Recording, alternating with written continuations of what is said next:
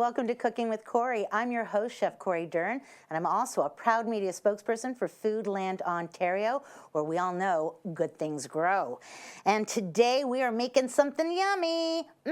Aren't we always making something yummy when we're cooking with Foodland? I know what you're thinking. You're like, yeah, you can't go wrong. Today we're doing a really yummy mini quiche, and we're doing them in prosciutto cups. How yummy does that sound? It sounds absolutely delicious to me.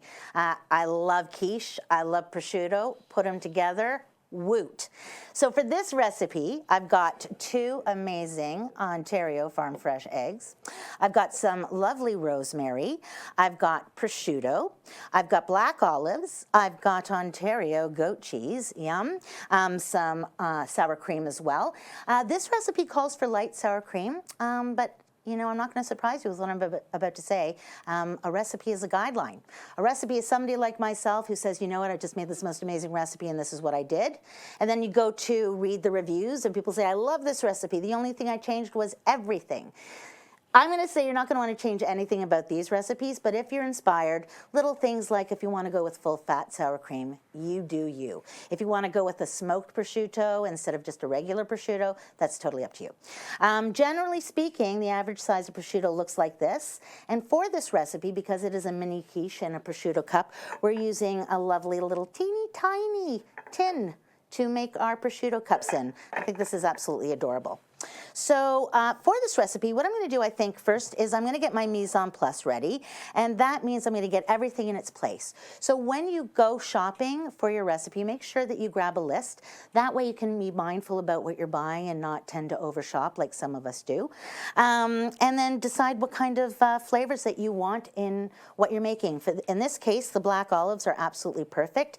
They play nicely against the Ontario goat cheese, definitely. For this recipe, I'm going to do a nice little dice on these cute little olives. The only problem I have with olives is I really like eating them and snacking on them. So, you know, if a recipe calls for me to, you know, dice up, you know, just a tablespoon or 2, you know that the rest of those olives are going into my belly for sure. This is going to add lovely color and texture and flavor to your recipe. And you don't really need a lot for what you're doing. My rule is generally cut up what you think you need and err on the side of caution, because you can always add, you can't always take away. So I'm going to start with this just for my little demonstration here. And I'm also going to take my farm fresh eggs and I'm going to do a little crack. I always break them upside, that way I don't get any shell into what I'm cracking. But on the off chance that I do get a shell in, the best way to get a shell out is to actually use the shell. The shell will, instead of your finger or a spoon chasing it around in the bowl, using the shell will absolutely help you to get that shell out. The shell acts as a little magnet. It's pretty cool. So I'm going to kind of do a quick little beat to my eggs just to get them going. Look at those gorgeous yolks. I love Ontario eggs. Here we go. Interesting fact, in Europe, they don't wash their eggs, so they sit outside. In Ontario, we do wash our eggs, and that's why we refrigerate them. You always want to make sure you don't have any cracks or anything like that in your eggs. There we go. And to my egg, I'm going to add some beautiful sour cream. This is going to actually make them really light and fluffy.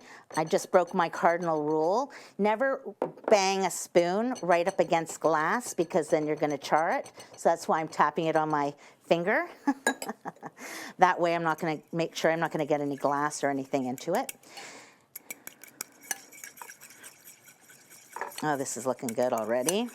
Nice and creamy. And I'm going to add about a half a teaspoon of rosemary. I prefer to use fresh rosemary. I find that it's easier to work with, and I'm not going to get like a little shot of something that feels like a toothpick in my mouth. Rosemary, like salt, is goes a long way. You don't want to overdo it or overpower things with rosemary. When you're using just the right amount, and I'm going to say this recipe really nails it, it just gives it the most beautiful flavor. So I'm doing a really, really, really, really fine mince on this. just to make sure that it is all good. And I'm going to add that to my eggs, just like that. And I'm going to add a pinch of pepper. You can add as much pepper or not as much pepper as you like. I'm not going to add any salt because the prosciutto is already salty, and so you don't really need to add salt to this recipe. Again, to each his own. I meet a lot of people who will, you know, add salt before even tasting anything, which is a bit of a shame. And then they say it's too salty. Oh, the joy. I know that you're relating to me. You've got a relative who likes to add too much salt to everything, eh? Okay, so now I'm giving this a nice whisk and beating it. And you can see it's all coming together quite beautifully. It's giving it nice body. And I'm going to put this here for just a minute. And now I'm going to get my prosciutto. And here we go. So prosciutto is quite large. I'm going to take this prosciutto and I'm just going to cut it in half.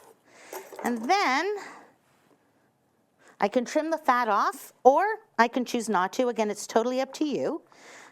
And I'm just going to fill my little cup just like this. And I'll do it a little closer here if you'd like to make it a little easier. There you go. I usually use 2 of these just so that they're not too close together. And to this, I'm now going to add some of my goat cheese. And a little goes a long way, so that's going to go into the bottom of it as a little base. And into this one as well. And then I'm going to add my lovely chopped olive, just like that. And then I'm going to add my egg. And I tend to do all the cups all at once and then go through it with the egg at the end, and then that way I know exactly how much egg to put into each of this. And when I did this recipe ahead of time, it was absolutely perfect. And then you're going to bake it for about 10 to 12 minutes, but again, check the temperature of your oven so that you know. And what you will end up with, oh, I can't wait to show you this, is this. Look at these beautiful mini quiche in prosciutto cups. Isn't that gorgeous? You can definitely check out this recipe at foodlandontario.ca, where we all know good things grow. I'm looking forward to you trying this recipe and telling me what you think. We'll see you next time.